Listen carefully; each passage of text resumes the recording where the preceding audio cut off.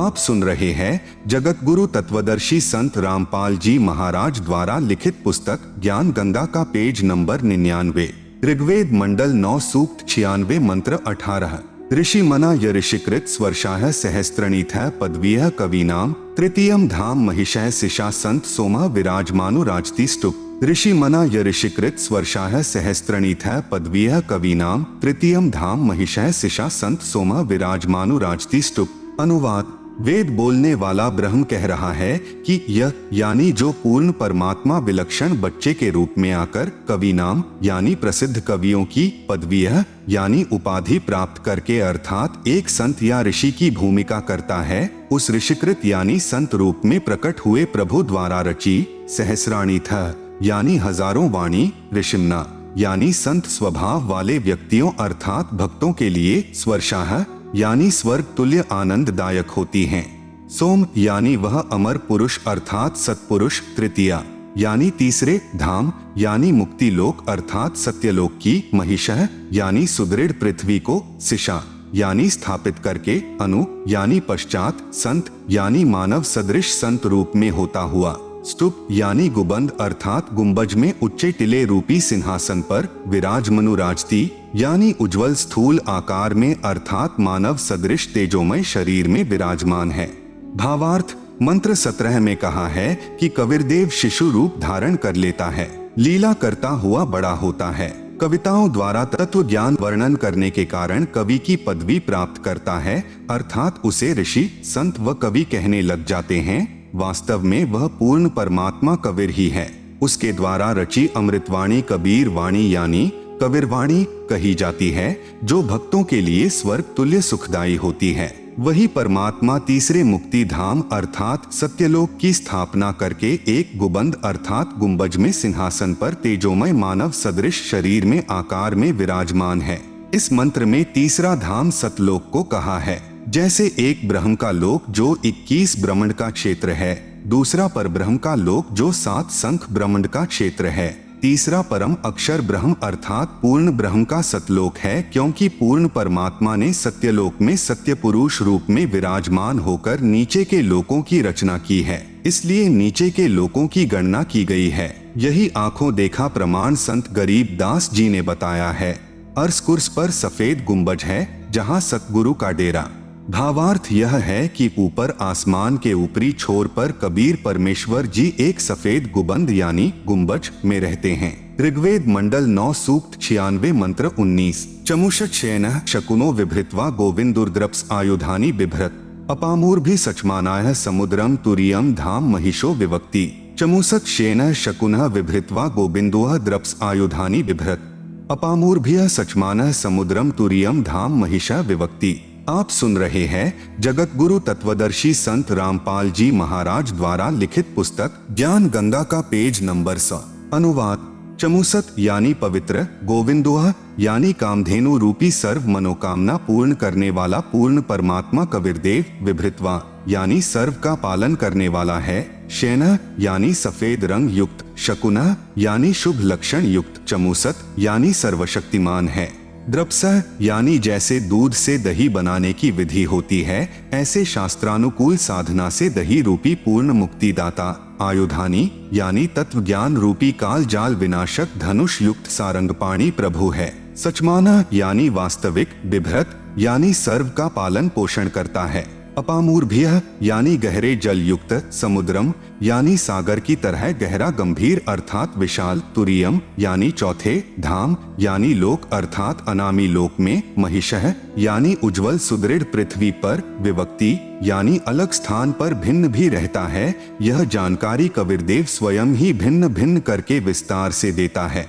भावार्थ। मंत्र 18 में कहा है कि पूर्ण परमात्मा कबीरदेव यानी कबीर परमेश्वर तीसरे मुक्ति धाम अर्थात सतलोक में एक गुंबज में रहता है। इस मंत्र 19 में कहा है कि अत्यधिक सफेद रंग वाला पूर्ण प्रभु जो कामधेनु की तरह सर्व मनोकामना पूर्ण करने वाला है, वही वास्तव में सर्व का पालन करता है। वही कबीरदेव जो मृतलोक में शिशु रूप धार कर आता है, वही जैसे दूध से दही बनाने की विधि होती है ऐसे पूर्ण मोक्ष प्राप्त करने की शास्त्र विधि अनुसार साधना बताकर पूर्ण मोक्ष रूपी दही प्रदान करने वाला है। तत्व ज्ञान रूपी शास्त्र अर्थात धनुष युक्त होने से सारंग पाणी है, तथा जैसे समुद्र सर्व जल का स्रोत है वैसे ही पूर्ण परमात्मा से सर्व की उत्पत्ति हुई है। गीता अध्याय 15 श्लोक 3 में कहा है कि संसार रूपी वृक्ष को तत्व ज्ञान रूपी शस्त्र द्वारा काटकर अर्थात तत्व ज्ञान द्वारा संशय समाप्त करके उसके पश्चात उस परम पद परमेश्वर की खोज करनी चाहिए, जहां जाने के पश्चात साधक लौटकर कभी संसार में नहीं आते अर्थात पूर्ण हो जाते हैं।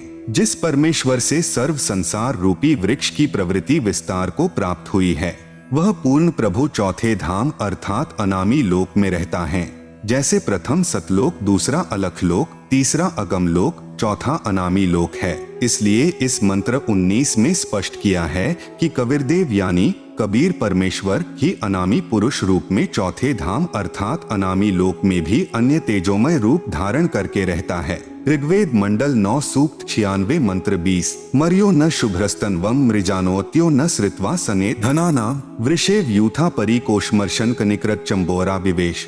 मर्यः न शुभ्रस्तन्वम मृजाना अत्यः न श्रित्वा सने धनाना वृषेव यूथा परिकोशम अर्शन कनिकृदत चंबोह इरा विवेश। अनुवाद। पूर्ण परमात्मा कबीरदेव जो चौथे धाम अर्थात अनामी लोक में तथा तीसरे धाम अर्थात सत्यलोक में रहता है वही परमात्मा न मर्यः यानी मनुष्य जैसा है परंतु नाश रहित अर्थात अमर, मृजनः यानी निर्मल मुखमंडल युक्त आकार में, अत्यः यानी बहुत, शुभ्रस्तन्वम यानी विशाल श्वेत शरीर धारण करता हुआ ऊपर के लोकों में विद्यमान है तथा वहां से श्रित्वा यानी गति करके अर्थात चलकर जिसका किसी को पता नहीं चलता वही समरूप परमात्मा। इरा यानी पृथ्वी पर, विवेश यानी अन्य वेशभूषा अर्थात भिन्न रूप, चंबोह यानी धारण करके आता है। आप सुन रहे हैं जगत गुरु तत्वदर्शी संत रामपाल जी महाराज द्वारा लिखित पुस्तक ज्ञान गंगा का पेज नंबर 101।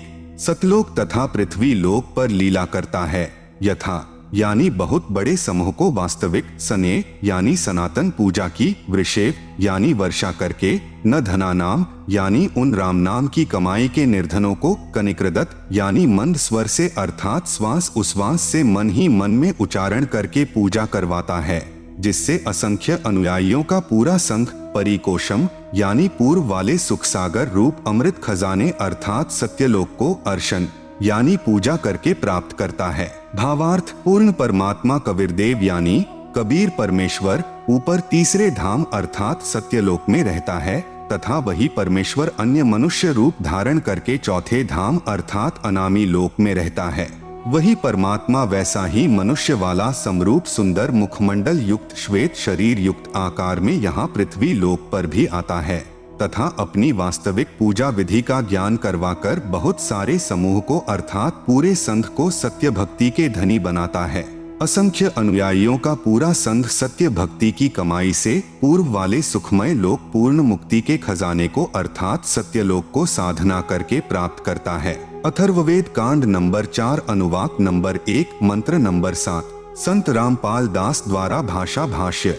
यो अथर्वाणम पित्तरम देवबंधुम बृहस्पतिं नमसाव च गच्छात् त्वं विश्वेशाम जनिता यथा स कविर्देवो न दभायत स्वधावान्।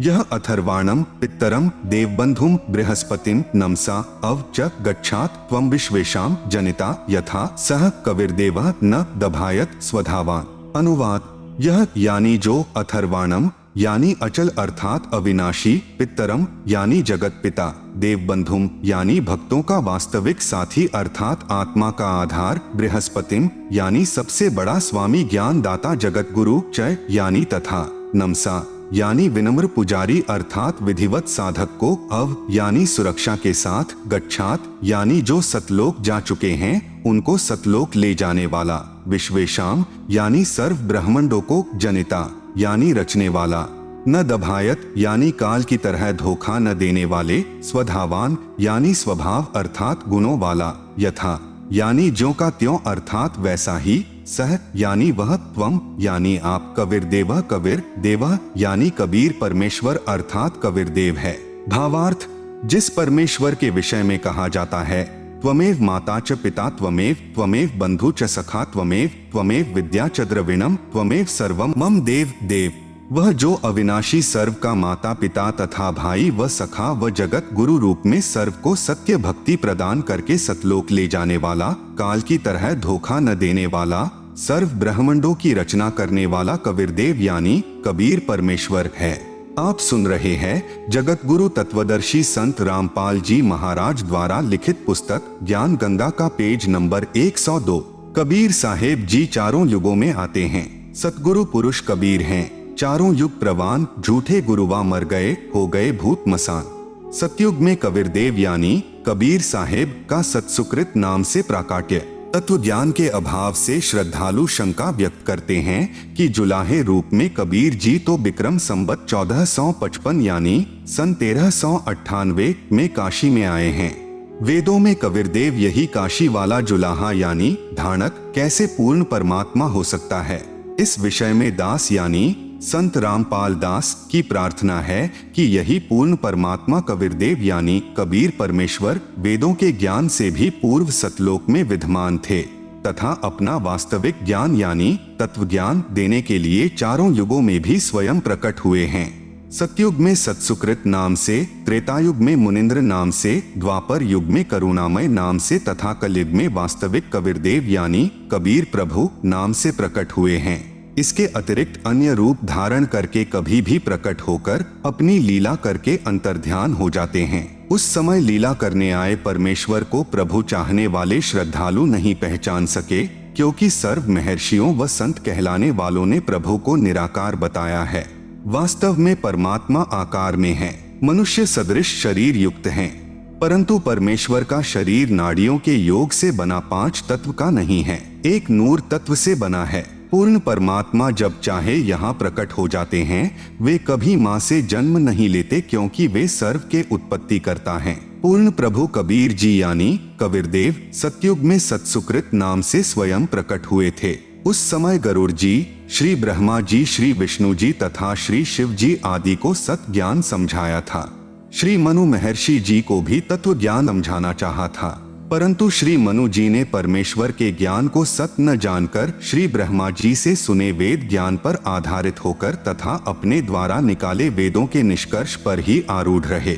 इसके विपरीत परमेश्वर सत्सुकृत जी का उपहास करने लगे कि आप तो सर्व विपरीत ज्ञान कह रहे हो। इसलिए परमेश्वर सत्सुकृत का उर्फ नाम वामदेव निकाल लिया। वाम का अर्थ होता है उल्टा, विपरीत। जैसे बायां हाथ को वामा अर्थात उल्टा हाथ भी कहते हैं, जैसे दाएं हाथ को सीधा हाथ भी कहते हैं। इस प्रकार सतयुग में परमेश्वर कबीरदेव जी जो सत्सुकृत नाम से आए थे, उस समय के ऋषियों व साधकों को वास्तविक ज्ञान समझाया करते थे, परंतु ऋषियों ने स्वीकार नहीं किया। सत्सुकृत जी के स्थान पर परमेश्वर को वामदेव कहने लगे। इसीलिए यजुर्वेद अध्याय 12 मंत्र 4 में विवरण है कि यजुर्वेद के वास्तविक ज्ञान को वामदेव ऋषि ने सही जाना तथा अन्य को समझाया। पवित्र वेदों के ज्ञान को समझने के लिए कृपया विचार करें। जैसे यजुर्वेद है, यह एक पवित्र पुस्तक है। आप सुन रहे हैं जगत गुरु तत्वदर्शी संत रामपाल जी महाराज द्वारा लिखित पुस्तक ज्ञान गंगा का पेज नंबर 103। इसके विषय में कहीं संस्कृत भाषा में विवरण किया हो, जहां यजुह या यजुम आदि शब्द लिखे हो, तो भी पवित्र पुस्तक यजुर्वेद का ही बोध समझा जाता है। इसी प्रकार पूर्ण परमात्मा का वास्तविक नाम कबीरदेव है। इसी को भिन्न भिन्न भाषा में कबीर साहेब, कबीर परमेश्वर कहने लगे। कई श्रद्धालु शंका व्यक्त करते हैं कि कबीर को कबीर कैसे सिद्ध कर दिया। व्याकरण दृष्टिकोण से कवियः का अर्थ सर्वज्ञ होता है। दास की प्रार्थना है कि प्रत्येक शब्द का कोई न कोई अर्थ तो बनता ही है। रही बात व्याकरण की, भाषा प्रथम बनी क्योंकि वेद वाणी प्रभु द्वारा कही है तथा व्याकरण बाद में ऋषियों द्वारा बनाई है। यह त्रुटि युक्त हो सकती है। वेद के अनुवाद भाषा भाष्य में व्याकरण व्यत्यय है, अर्थात असंगत तथा विरोध भाव है, क्योंकि वेद वाणी मंत्रों द्वारा पदों में है। जैसे पलवल शहर के आसपास के व्यक्ति पलवल को परवर बोलते हैं। यदि कोई कहे कि पलवल को कैसे परवर सिद्ध कर दिया, यही कबीर को कबीर कैसे सिद्ध कर दिया कहना मात्र है। जैसे क्षेत्रीय भाषा में पलवल शहर को परवर कहते हैं, इसी प्रकार कबीर को कबीर बोलते हैं। प्रभु वही है। महर्षि दयानंद जी ने सत्यार्थ प्रकाश समुल्लास 4 पृष्ठ 100 पर दयानंद मठ दीना नगर पंजाब से प्रकाशित पर देवरिकामा का अर्थ देवर की कामना करने किया है। देवरी को पूरा र लिख कर देवर किया है। कबीर को कबीर, फिर भाषा भिन्न कबीर, लिखने व बोलने में कोई आपत्ति या व्याकरण की त्रुटि नहीं है। पूर्ण परमात्मा कबीर देव है। यह प्रमाण यजुर्वेद अध्याय 29 मंत्र 25 तथा सामवेद संख्या 1400 में भी है, जो निम्न है। यजुर्वेद के अध्याय नंबर 29 के श्लोक नंबर 25, संत रामपाल दास द्वारा भाषा भाष्य। समिद्धोऽद्य मनुषो दुरोणे देवो देवान्य जसी जातवेद आच वह मित्राम हश्चिकित्वान्त्वम दूतः कबीरसी प्रचेताः। समिद्ध अद्यत मनुष्य दुरोणे देवः देवान यज असि जातवेदः आ च वह मित्रामः चिकित्वान त्वम दूतः कबीर असि प्रचेताः।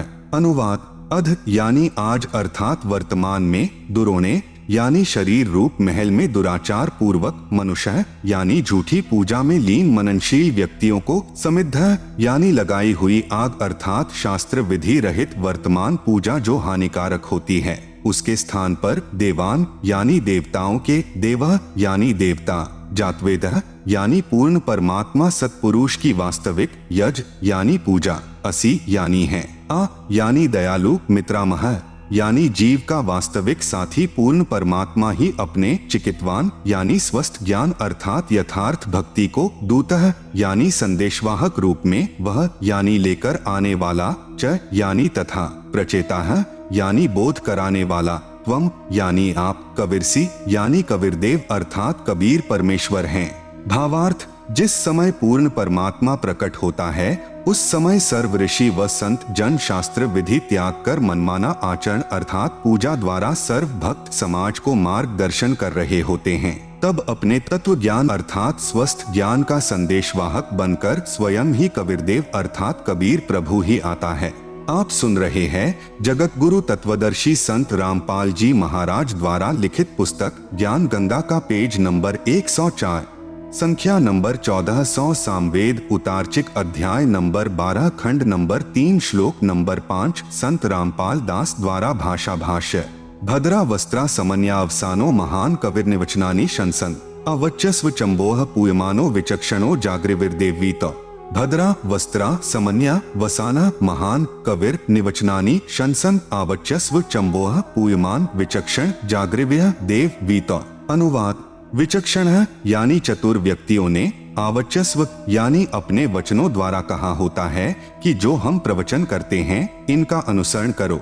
उन चतुर व्यक्तियों ने पूर्ण ब्रह्म की पूजा को न बताकर आन उपासना का मार्गदर्शन करके अमृत के स्थान पर पूयमानः यानी आन उपासना रूपी मवाद जैसे भूत प्रेत पूजा, पितर पूजा, तीनों गुणों यानी रजगुण ब्रह्मा, सतगुण विष्णु, तमगुण शिव शंकर तथा ब्रह्म काल तक की पूजा को चंबोह यानी आदर के साथ आचमन करा रहे अर्थात शास्त्र विरुद्ध गलत ज्ञान को समाप्त करने के लिए भद्रा यानी परम सुखदायक, महान कबीर यानी महान कबीर अर्थात पूर्ण परमात्मा कबीर, वस्त्रा यानी सशरीर साधारण वेशभूषा में अर्थात वस्त्र का अर्थ है वेशभूषा। संत भाषा में इसे चोला भी कहते हैं। चोला का अर्थ है शरीर। यदि किसी संत का देहांत हो जाता है तो कहते हैं कि चोला छोड़ गए समन्या यानी अपने सतलोक वाले शरीर के सदृश अन्य शरीर हल्के तेजपुंज का धार कर, वसाना यानी आम व्यक्ति की तरह जीवन जीकर कुछ दिन संसार में अतिथि की तरह बसकर, निवचनानी यानी अपनी शब्दावली कबीर वाणी आदि के माध्यम से सत ज्ञान, शंसन यानी वर्णन करके, देव यानी पूर्ण परमात्मा के, वीतौ यानी छिपे हुए सरगुण निर्गुण ज्ञान रूपी धन को, जागृव्य यानी जागृत करते हैं। भावार्थ: जैसे यजुर्वेद अध्याय 5 मंत्र 1 में कहा है कि अग्नेय तनुह असि यानी परमेश्वर सहशरीर है, विष्णवे त्वा सोमस्य तनुह असि यानी उस अमर प्रभु का पालन पोषण करने के लिए अन्य शरीर है जो अतिथि रूप में कुछ दिन संसार में आता है। तत्व ज्ञान से अज्ञान निंद्रा में सोए प्रभु प्रेमियों को जगाता है। वही प्रमाण इस मंत्र में है कि कुछ समय के लिए पूर्ण परमात्मा कबीरदेव अर्थात कबीर प्रभु अपना रूप बदलकर सामान्य व्यक्ति जैसा रूप बनाकर पृथ्वी मंडल पर प्रकट होता है तथा कबीर निवचनानी शंसन अर्थात कबीरवाणी बोलता है। जिसके माध्यम से तत्व ज्ञान को जगाता है तथा उस समय महर्षि कहलाने वाले चतुर प्राणी मिथ्या ज्ञान के आधार पर शास्त्र विधि अनुसार सत्य साधना रूपी अमृत के स्थान पर शास्त्र विधि रहित पूजा रूपी मवाद को श्रद्धा के साथ आचमन अर्थात पूजा करा रहे होते हैं। उस समय पूर्ण परमात्मा स्वयं प्रकट होकर तत्व ज्ञान द्वारा शास्त्र विधि अनुसार साधना का ज्ञान प्रदान करता है। यजुर्वेद अध्याय 5 मंत्र 1 अग्नेय तनु असि विष्णवे त्वा सोमस्य तनु असि विष्णवे त्वा अतिथेह अतिथ्यम असि विष्णवे त्वा शेनाय त्वा सोमभृते विष्णवे त्वा अग्ने त्वा रायः पोषदे विष्णवे त्वा। आप सुन रहे हैं जगत गुरु तत्वदर्शी संत रामपाल जी महाराज द्वारा लिखित पुस्तक ज्ञान गंगा का पेज नंबर 105। अनुवाद। इस मंत्र में परमेश्वर की 2 स्थितियों का वर्णन है। एक स्थिति में परमेश्वर ऊपर के लोकों में तेजोमय शरीर युक्त है। दूसरी स्थिति में परमेश्वर ऋषि या संत की वेशभूषा में साधारण व्यक्ति की तरह शरीर धारण करके सर्व आत्माओं को संभालता है। जैसे अतिथि अर्थात मेहमान आता है। अतिथि का भावार्थ है कि जिसके आने की तिथि पूर्व निर्धारित न हो। उस परमात्मा के अतिथि रूप में आने की भी 2 स्थिति हैं। जैसे नंबर 1, परमात्मा कुछ समय संसार में रहकर आम व्यक्ति की तरह जीवन जीकर अपना तत्व ज्ञान प्रचार करता है। जैसे परमेश्वर कबीर रूप से प्रकट होकर बनारस काशी शहर में 120 वर्ष रहे। अचानक कमल के फूल पर शिशु रूप में प्रकट हुए, फिर लीलावत बड़े हुए, 120 वर्ष संसार में अतिथि रूप में रहकर सहशरीर सतलोक में यानी अपने निज स्थान में चले गए। दूसरी स्थिति है कि परमात्मा अचानक संत या ऋषि रूप में या अन्य साधारण मानव रूप में प्रकट होकर अपने विशेष भक्त को दर्शन देते हैं, उसको तत्व ज्ञान समझाते हैं तथा अपने सत्यलोक के दर्शन करवा के वापस छोड़ देते हैं। फिर वह परम भक्त उस पूर्ण परमात्मा की आंखों देखी महिमा का वर्णन करता है। इसको बाज पक्षी या अलल पक्षी की तरह क्रिया बताई है। जैसे बाज पक्षी अति शीघ्रता से अन्य पक्षी पर झपटता है, उसे लेकर शीघ्र चला जाता है। इसी प्रकार एक अलल यानी वायु में आकाश में रहने वाला पक्षी से तुलना की है, जो शीघ्र नीचे आता है तथा हाथियों को उठाकर शीघ्र वापस आकाश में चला जाता है। जैसे परमात्मा अचानक प्रकट होकर संत नानक जी को बेई नदी पर मिले, सच्चखंड अर्थात सतलोक के दर्शन करवा के तीसरे दिन अचानक पृथ्वी पर छोड़ दिया। उसके पश्चात संत नानक साहेब जी ने पूर्ण परमात्मा की महिमा का आंखों देखा गुणगान किया, जो उनकी अमृतवाणी में गुरु ग्रंथ साहिब में महिला पहला में विद्यमान है। इसी प्रकार सन 1727 में संत गरीबदास जी को गांव छुड़ानी जिला झज्जर हरियाणा प्रांत में नला नामक खेत में परमेश्वर जिंदा महात्मा यानी एक संत के रूप में मिले। सतलोक दिखाकर उसी दिन वापस पृथ्वी पर छोड़ दिया।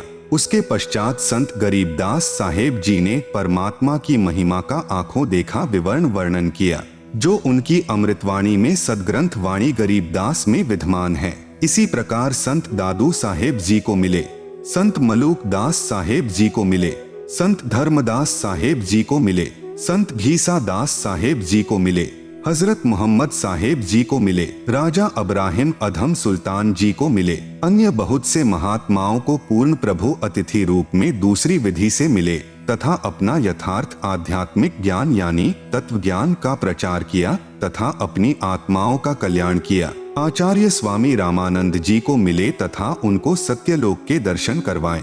आचार्य स्वामी रामानंद जी ने आंखों देखकर पूर्ण परमेश्वर कबीर जी की महिमा का वर्णन किया। दोहु ठोर है एक तू भया एक से दो, हे कबीर हम कारणे आए हो मगजोय। आप सुन रहे हैं जगत गुरु तत्वदर्शी संत रामपाल जी महाराज द्वारा लिखित पुस्तक ज्ञान गंगा का पेज नंबर 106। स्वामी रामानंद जी ने कहा है, कबीर परमेश्वर आप ऊपर तेजोमय शरीर में तथा यहाँ दोनों स्थानों पर आप ही हैं। हमारे लिए आप इतना रास्ता चल कर आए हैं। अग्नि यानी स्वप्रकाशित परमेश्वर, तनुह यानी सशरीर, असि यानी है अर्थात परमेश्वर तेजोमय शरीर सहित है। विष्णवे यानी पालन पोषण करने के लिए अर्थात सर्व लोकों की आत्माओं की आवश्यकता पूर्ति के लिए, त्वा यानी उस, सोमस्य यानी अमर पुरुष का अर्थात अविनाशी परमात्मा का, तनुह यानी शरीर, असि यानी है सोम पुरुष अर्थात अमर प्रभु तीनों लोकों में प्रवेश करके सर्व का पालन पोषण करता है। वह अतिथि रूप में प्रवेश करता है, अर्थात अचानक प्रकट होता है। जिस किसी के आने की तिथि पूर्व निर्धारित न हो उसको अतिथि अर्थात मेहमान कहते हैं। त्वा यानी उस परमेश्वर का, विष्णवे यानी तीनों लोकों में प्रवेश करके पालन पोषण करने के लिए आगमन होता है। अतिथे यानी अतिथि रूप में प्रकट परमेश्वर, अतिथ्यम यानी अतिथियन अर्थात पूजा के योग्य, असि यानी है। त्वा यानी उस परमात्मा का आगमन, विष्णवे यानी पालन करने के लिए, सोमभन्ते यानी अमर सुख प्रदान करने के लिए अर्थात पूर्ण मोक्ष मार्ग प्रदान करके भक्ति रूपी अमृत से परिपूर्ण करने के लिए दो प्रकार से होता है। एक तो त्वा यानी उस परमात्मा का आगमन, विष्णवे यानी कुछ समय संसार में व्यापक होने के लिए अर्थात संसार में मानव की तरह लीला करके जीवन जीकर पुण्यात्माओं को तत्व ज्ञान प्रदान करने के लिए तथा सर्व सुविधाएं प्रदान करने के लिए होता है। जैसे परमेश्वर चारों युगों में लीला करने के लिए शिशु रूप से प्रकट होकर समय अनुसार साधारण व्यक्ति की तरह वृद्धि को प्राप्त होकर के कुछ समय संसार में रहता है। कलयुग में पूर्ण परमात्मा कबीर नाम से काशी शहर में कमल के फूल पर सन यानी ईस्वी संवत 1398 को प्रकट हुए तथा 120 वर्ष तक संसार में रहे, फिर सशरीर सतलोक लौट गए। दूसरी तरह त्वा यानी उस परमात्मा का आगमन शेमान यानी शेन पक्षी की तरह शीघ्र लौट जाने के लिए होता है। जैसे बाज पक्षी व अलल पक्षी अपने आहार के लिए अन्य प्राणियों पर शीघ्रता से झपटता है तथा उसे दबोचकर शीघ्रता से लौट जाता है, इसी प्रकार दूसरी स्थिति में परमात्मा अज्ञान निद्रा में सोए हुओं को जगाने के लिए अचानक प्रकट होता है। अपने विशेष भक्त को तत्व ज्ञान उपदेश देता है, उसको अपने साथ अपने निजधाम सतलोक में ले जाता है। वहाँ का सर्व दृश्य दिखाकर भक्त को पुनः पृथ्वी लोक पर छोड़ देता है। उसके पश्चात वह परमात्मा प्राप्त भक्त परमात्मा की आंखों देखी महिमा का वर्णन करता है। जैसे संत नानक जी को बेई नदी पर मिले, उन्हें सचखंड अर्थात सत्यलोक ले गए, 3 दिन पश्चात उसी नदी पर वापस छोड़ दिया। जैसे संत गरीबदास जी से गांव छुड़ानी जिला झज्जर हरियाणा प्रांत में मिले तथा उन्हें सत्यलोक लेकर गए तथा कुछ ही घंटों के पश्चात पुनः पृथ्वी पर छोड़ दिया। उपरोक्त दोनों महात्माओं ने परमेश्वर की महिमा का आंखों देखा हाल वर्णन किया, जो उन दोनों संतों की अमृत वाणी में विद्यमान है। त्वा यानी उस समर्थ परमेश्वर की लीलाएं हैं जो वह अग्नय यानी स्वप्रकाशित रहने के लिए लीला करता है। आप सुन रहे हैं जगत गुरु तत्वदर्शी संत रामपाल जी महाराज द्वारा लिखित पुस्तक ज्ञान गंगा का पेज नंबर 107। त्वा यानी उसका, विष्णवे यानी सर्व लोकों में प्रवेश करके पालन पोषण करने के लिए आगमन होता है। रायः पोषदे यानी वह कुल मालिक ही सर्व का पालन करता है।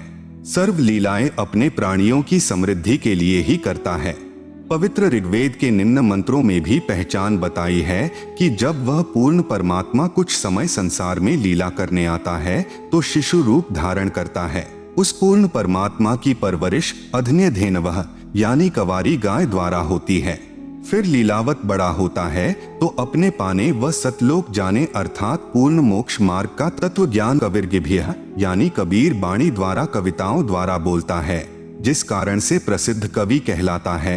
परंतु वह स्वयं कबीरदेव पूर्ण परमात्मा ही होता है जो तीसरे मुक्ति धाम सतलोक में रहता है। ऋग्वेद मंडल 9 सूक्त 1 मंत्र 9 तथा सूक्त 96 मंत्र 17 से 18। ऋग्वेद मंडल 9 सूक्त 1 मंत्र 9। अभि इमं अधन्या उत्श्रीणन्ति धेनवः शिशुं सोमिन्द्राय पात्वे।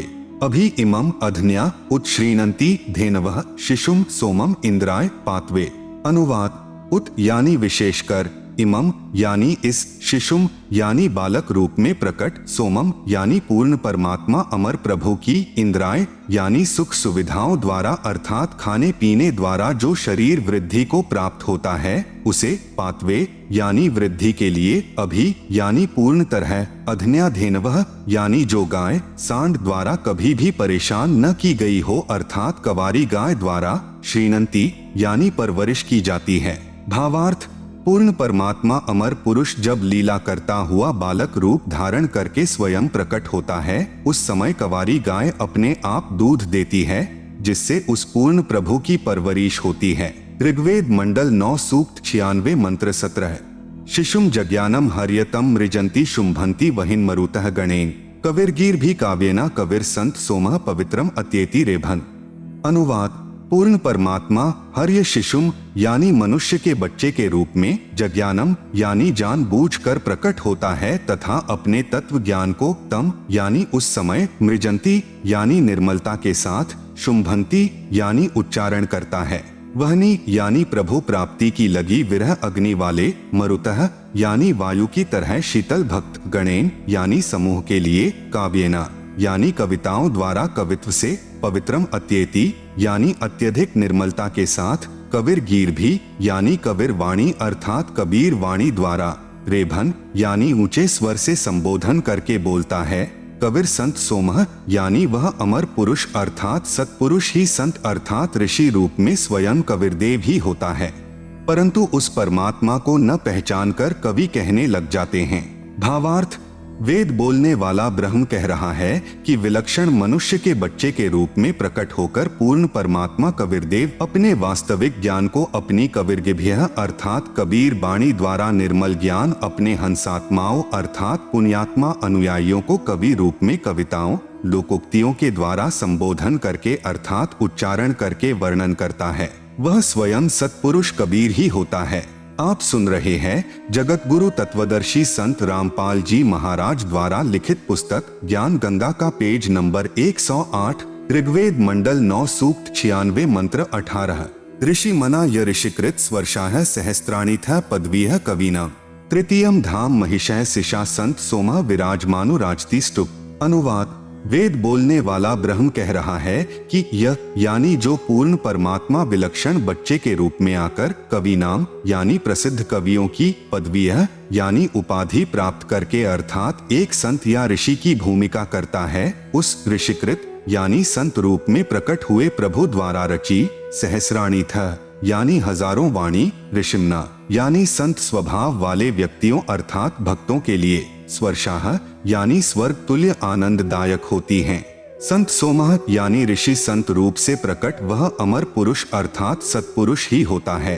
वह पूर्ण प्रभु तृतीया यानी तीसरे, धाम यानी मुक्ति लोक अर्थात सतलोक की, महिषः यानी सुदृढ़ पृथ्वी को, सिषा यानी स्थापित करके, अनु यानी पश्चात मानव सदृश संत रूप में, स्तूप यानी गुबंद अर्थात गुंबज में ऊंचे टिले रूपी सिंहासन पर, विराजमनु राजती यानी उज्ज्वल स्थूल आकार में अर्थात मानव सदृश शरीर में विराजमान है।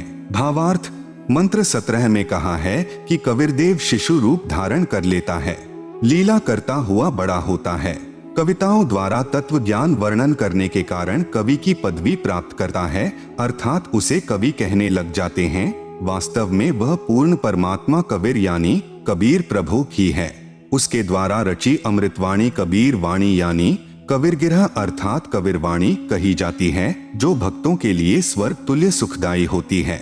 वही परमात्मा तीसरे मुक्ति धाम अर्थात सतलोक की स्थापना करके एक गुबंद अर्थात गुंबज में सिंहासन पर तेजोमय मानव सदृश शरीर में आकार में विराजमान है। इस मंत्र में तीसरा धाम सतलोक को कहा है। जैसे एक ब्रह्म का लोक जो 21 ब्रह्मांड का क्षेत्र है, दूसरा परब्रह्म का लोक जो 7 संख ब्रह्मांड का क्षेत्र है, तीसरा परम अक्षर ब्रह्म अर्थात पूर्ण ब्रह्म का रिद्धाम अर्थात सतलोक है। त्रेतायुग में कबीरदेव यानी कबीर साहेब का मुनिंद्र नाम से प्राकाट्य, नल तथा नील को शरण में लेना। त्रेतायुग में स्वयंभू यानी स्वयं प्रकट होने वाला, कबीरदेव यानी कबीर परमेश्वर रूपांतर करके मुनिंद्र ऋषि के नाम से आए हुए थे। अनल अर्थात नल तथा अनिल अर्थात नील दोनों आपस में मौसी के पुत्र थे। माता पिता का देहांत हो चुका था। नल तथा नील दोनों शारीरिक व मानसिक रोग से अत्यधिक पीड़ित थे। सर्व ऋषियों व संतों से कष्ट निवारण की प्रार्थना कर चुके थे। सर्व संतों ने बताया था कि यह आपका प्रारब्ध का पाप कर्म का दंड है, यह आपको भोगना ही पड़ेगा, इसका कोई समाधान नहीं है। आप सुन रहे हैं जगत गुरु तत्वदर्शी संत रामपाल जी महाराज द्वारा लिखित पुस्तक ज्ञान गंगा का पेज नंबर 109। दोनों दोस्त जीवन से निराश होकर मृत्यु का इंतजार कर रहे थे। एक दिन दोनों को मुनिंद्र नाम से प्रकट पूर्ण परमात्मा का सत्संग सुनने का अवसर प्राप्त हुआ। सत्संग के उपरांत जो ही दोनों ने परमेश्वर कबीरदेव यानी कबीर साहेब उर्फ मुनिंद्र ऋषि जी के चरण छुए तथा परमेश्वर मुनिंद्र जी ने सिर पर हाथ रखा तो दोनों का असाध्य रोग छू मंत्र हो गया, अर्थात दोनों नल तथा नील स्वस्थ हो गए। इस अद्भुत चमत्कार को देखकर प्रभु के चरणों में गिरकर घंटों रोते रहे तथा कहा, आज हमें प्रभु मिल गया जिसकी तलाश थी, तथा उससे प्रभावित होकर उनसे नाम यानी दीक्षा ले लिया तथा मुनिंद्र साहेब जी के साथ ही सेवा में रहने लगे। पहले संतों का समागम पानी की व्यवस्था देखकर नदी के किनारे पर होता था। नल और नील दोनों बहुत प्रभु प्रेमी तथा भोली आत्माएं थी। परमात्मा में श्रद्धा बहुत थी, सेवा बहुत किया करते थे। समागमों में रोगी व वृद्ध व विकलांग भक्तजन आते तो उनके कपड़े धोते तथा बर्तन साफ करते, उनके लोटे और गिलास मांज देते थे। परंतु थे भोले से दिमाग के, कपड़े धोने लग जाते तो सत्संग में जो प्रभु की कथा सुनी होती उसकी चर्चा करने लग जाते। वे दोनों प्रभु चर्चा में बहुत मस्त हो जाते और वस्तुएं दरिया के जल में डूब जाती। उनको पता भी नहीं चलता। किसी की 4 वस्तु लेकर जाते तो 2 वस्तु वापस लाकर देते थे। भक्तजन कहते कि भाई आप सेवा तो बहुत करते हो परंतु हमारा तो बहुत काम बिगाड़ देते हो। ये खोई हुई वस्तुएं हम कहां से लेकर आएं? आप हमारी सेवा ही करनी छोड़ दो, हम अपनी सेवा आप ही कर लेंगे। फिर नल तथा नील रोने लग जाते थे कि हमारी सेवा न छीनो, अब की बार नहीं खोएंगे। परंतु फिर वही काम करते, फिर प्रभु की चर्चा में लग जाते और वस्तुएं दरिया जल में डूब जाती। भक्तजनों ने ऋषि मुनिंद्र जी से प्रार्थना की कि कृपा नल तथा नील को समझाओ। ये न तो मानते हैं और मना करते हैं तो रोने लग जाते हैं। हमारी तो आधी भी वस्तुएं वापस नहीं लाते। ये नदी किनारे सत्संग में सुनी भगवान की चर्चा में मस्त हो जाते हैं और वस्तुएं डूब जाती हैं। मुनिंद्र साहेब ने 1-2 बार तो उन्हें समझाया। वे रोने लग जाते थे कि साहेब हमारी ये सेवा न छीनो। सतगुरु मुनिंद्र साहेब ने कहा, बेटा नल तथा नील खूब सेवा करो, आज के बाद आपके हाथ से कोई भी वस्तु चाहे पत्थर या लोहा भी क्यों न हो जल में नहीं डूबेगी। मुनिंद्र साहेब ने उनको यह आशीर्वाद दे दिया। आपने रामायण सुनी है। एक समय की बात है कि सीता जी को रावण उठा कर ले गया। भगवान राम को पता भी नहीं कि सीता जी को कौन उठा ले गया। श्री रामचंद्र जी इधर उधर खोज करते हैं। हनुमान जी ने खोज करके बताया कि सीता माता लंका पति रावण राक्षस की कैद में है। पता लगने के बाद भगवान राम ने रावण के पास शांति दूत भेजे तथा प्रार्थना की कि सीता लौटा दे, परंतु रावण नहीं माना। युद्ध की तैयारी हुई। तब समस्या यह आई कि समुद्र से सेना कैसे पार करें। भगवान श्री रामचंद्र ने 3 दिन तक घुटनों पानी में खड़ा होकर हाथ जोड़कर समुद्र से प्रार्थना की कि रास्ता दे दे, परंतु समुद्र टस से मस न हुआ। आप सुन रहे हैं जगत गुरु तत्वदर्शी संत रामपाल जी महाराज द्वारा लिखित पुस्तक ज्ञान गंगा का पेज नंबर 110। जब समुद्र नहीं माना तब श्री राम ने उसे अग्नि बाण से जलाना चाहा।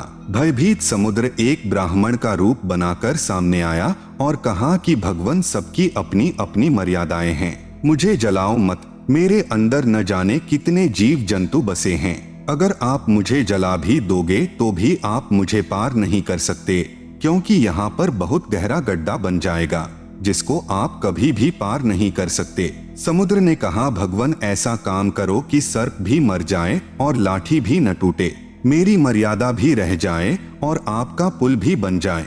तब भगवान श्री राम ने समुद्र से पूछा कि वह क्या विधि है। ब्राह्मण रूप में खड़े समुद्र ने कहा कि आपकी सेना में नल और नील नाम के 2 सैनिक हैं।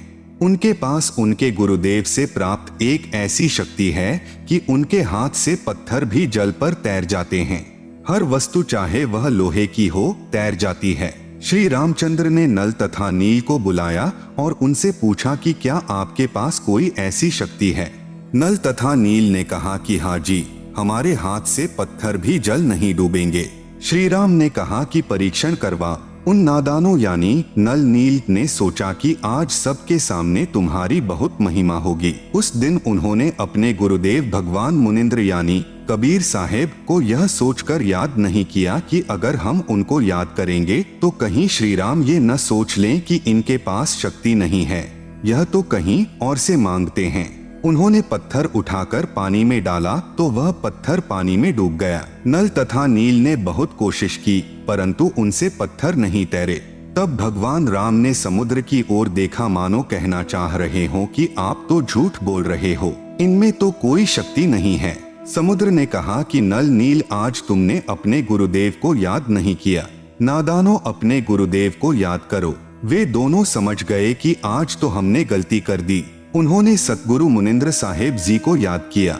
सतगुरु मुनिंद्र यानी कबीर साहेब वहां पर पहुंच गए। भगवान रामचंद्र जी ने कहा कि हे ऋषिवर, मेरा दुर्भाग्य है कि आपके सेवकों के हाथों से पत्थर नहीं तैर रहे हैं।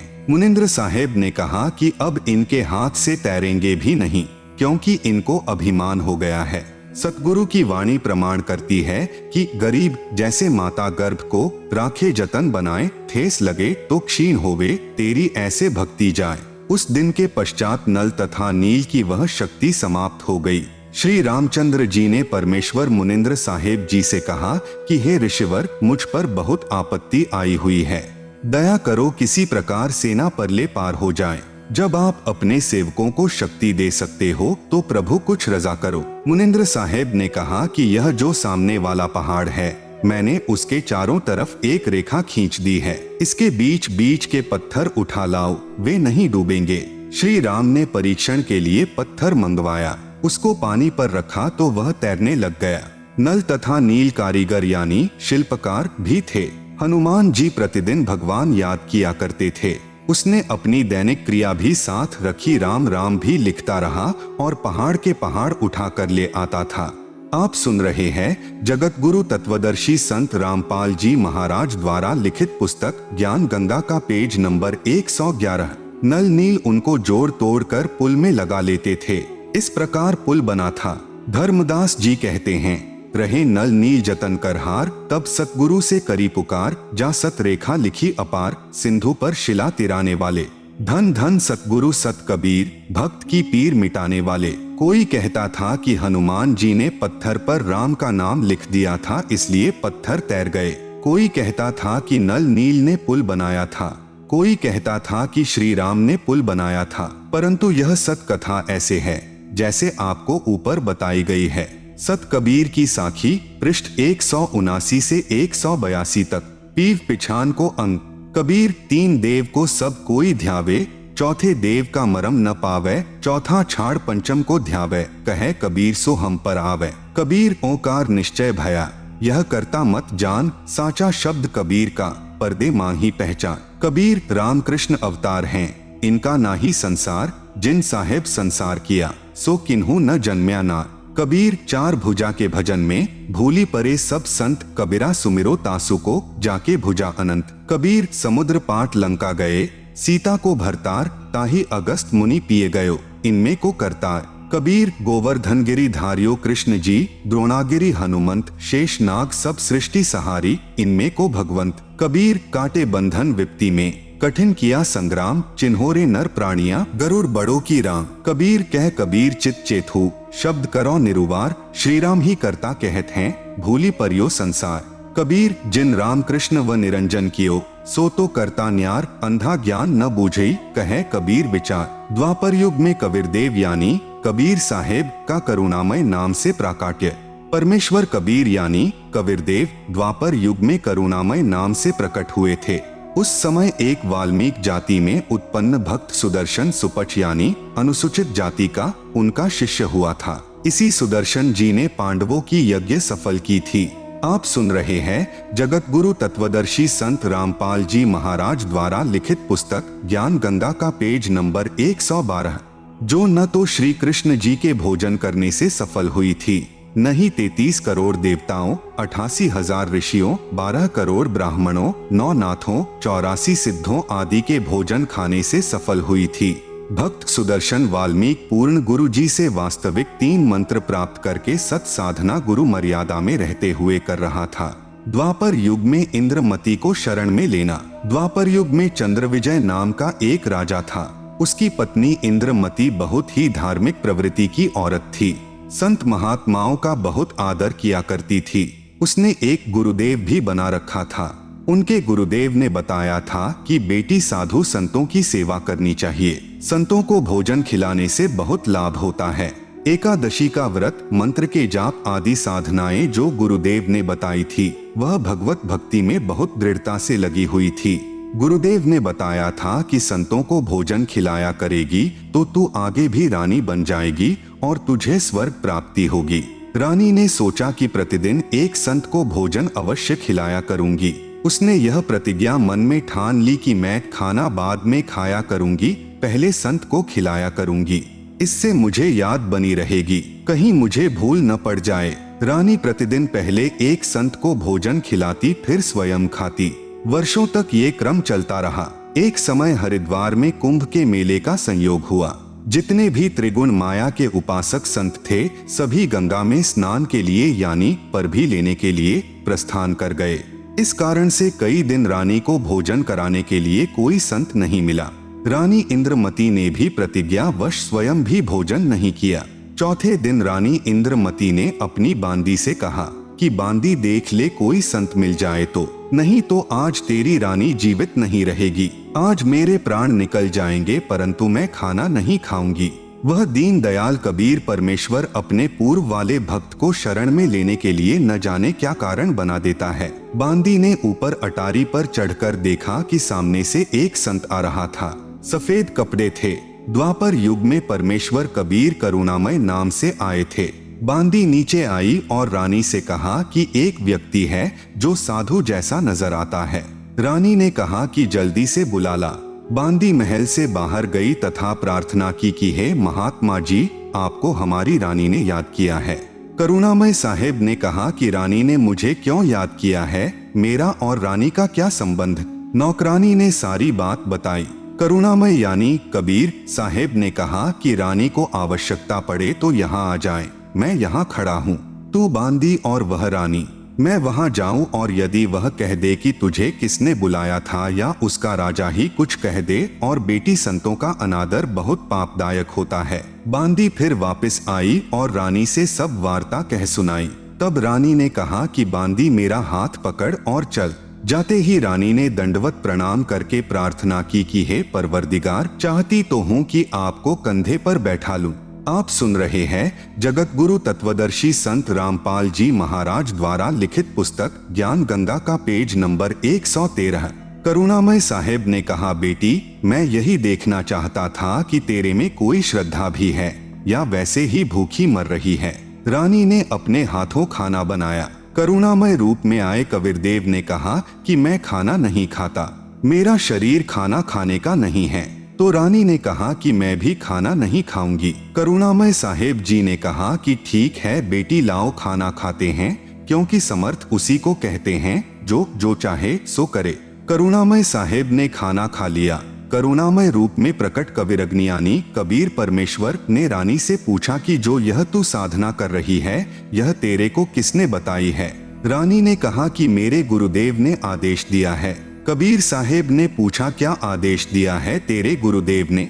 इंद्रमती ने कहा कि ब्रह्मा विष्णु महेश की पूजा, एकादशी का व्रत, तीर्थ भ्रमण, देवी पूजा, श्राद्ध निकालना, मंदिर में जाना, संतों की सेवा करना।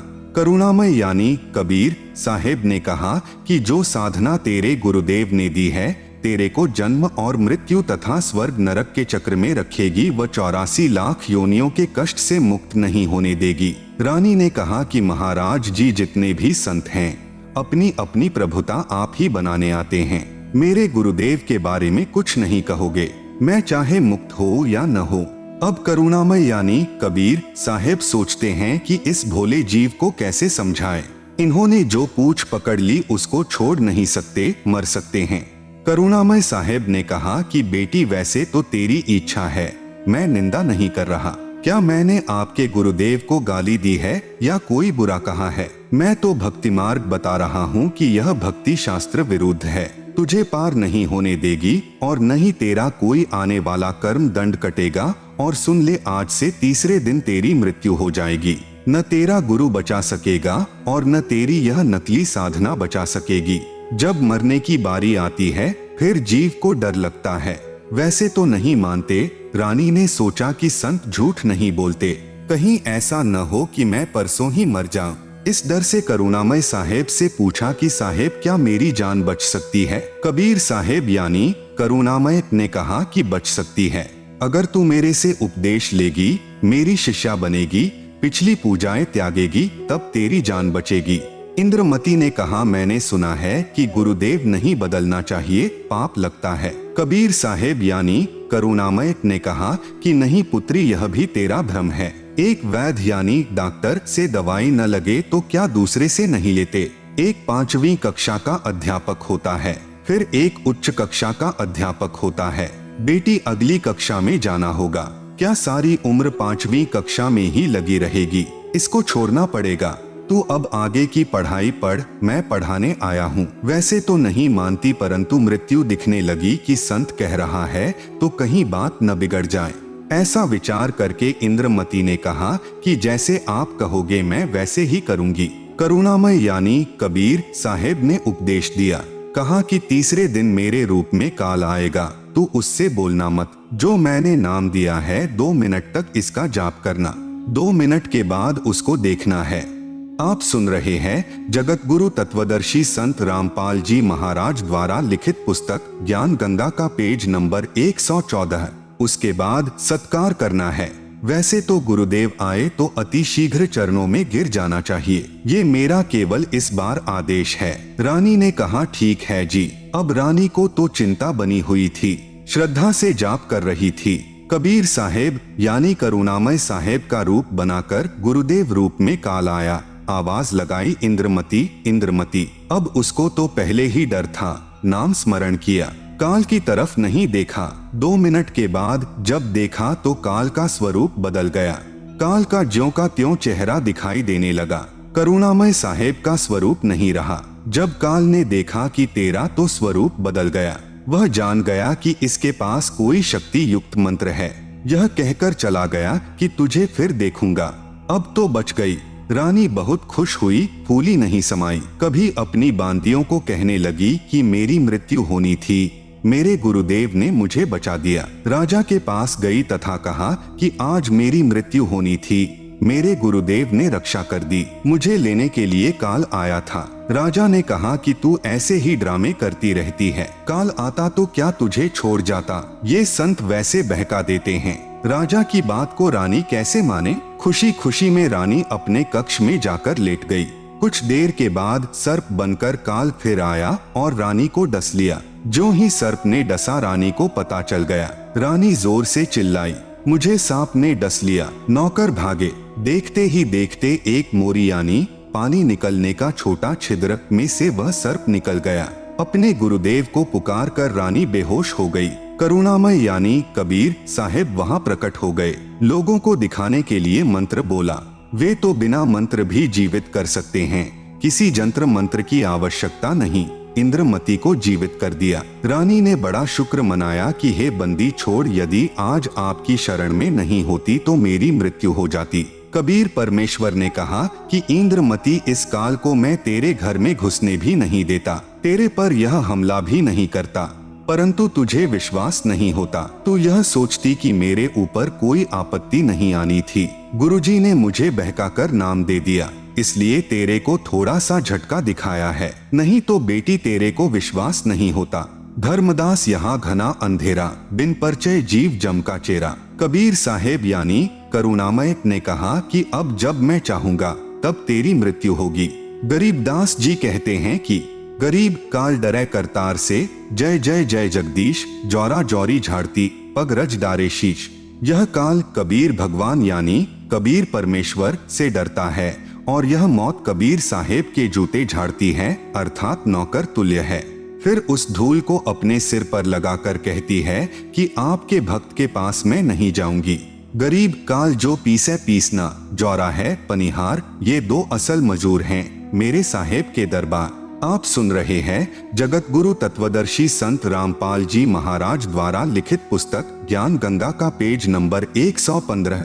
यह काल जो यहाँ का 21 ब्रह्मांड का भगवान यानी ब्रह्म है तथा जो ब्रह्मा विष्णु महेश का पिता है, ये तो मेरे कबीर साहेब का आटा पीसता है, अर्थात पक्का नौकर है। और जौरा यानी मौत मेरे कबीर परमेश्वर का पानी भरती है, अर्थात एक विशेष नौकरानी है। यह 2 असल मजदूर मेरे कबीर परमेश्वर के दरबार में हैं। कुछ दिनों के बाद साहेब फिर आए। रानी इंद्रमती को सतनाम प्रदान किया। फिर कुछ समय के उपरांत करुणामय साहेब ने रानी इंद्रमती की अति श्रद्धा देखकर सारनाम दिया, शब्द की उपलब्धि करवाई।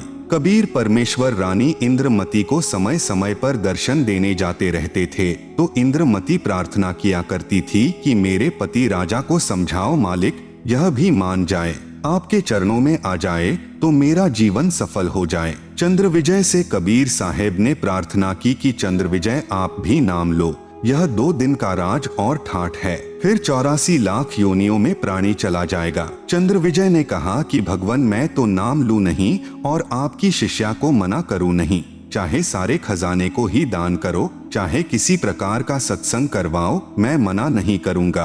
कबीर साहेब यानी करुणामय ने पूछा आप नाम क्यों नहीं लोगे? चंद्रविजय राजा ने कहा कि मैंने तो बड़े बड़े राजाओं की पार्टियों में जाना पड़ता है। करुणामय यानी कबीर साहेब ने कहा कि पार्टियों में जाने में नाम क्या बाधा करेगा, सभा में जाओ, वहाँ काजू खाओ, दूध पी लो, शरबत जूस पी लो, शराब मत प्रयोग करो, शराब पीना महापाप है। परंतु राजा नहीं माना। रानी की प्रार्थना पर करुणामय यानी कबीर साहेब ने राजा को फिर समझाया कि नाम के बिना ये जीवन ऐसे ही व्यर्थ हो जाएगा, आप नाम ले लो। राजा ने फिर कहा कि गुरुजी मुझे नाम के लिए मत कहना, आपकी शिष्या को मैं मना नहीं करूंगा, चाहे कितना दान करे, कितना सत्संग करवाए। साहेब ने कहा कि बेटी इस 2 दिन के सुख को देखकर इसकी बुद्धि भ्रष्ट हो चुकी है, तू प्रभु के चरणों में लगी रह, अपना आत्म कल्याण करवा। यहाँ कोई किसी का पति नहीं, कोई किसी की पत्नी नहीं, पूर्व जन्म के संस्कार से 2 दिन का संबंध है, अपना कर्म बना बेटी।